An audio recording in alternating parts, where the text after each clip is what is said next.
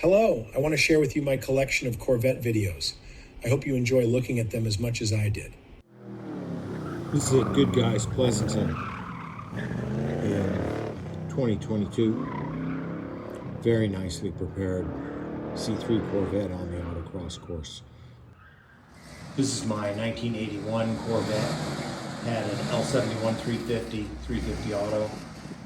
Put Gymkhana suspension on it, a small cam, repainted it, did a little work on the trailing arms, the rest of the suspension. This is a really cool 68 Corvette, painted in the motion style.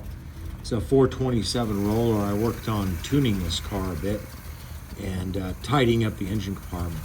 Kind of happy how it came out. It was pretty much a mess before I started.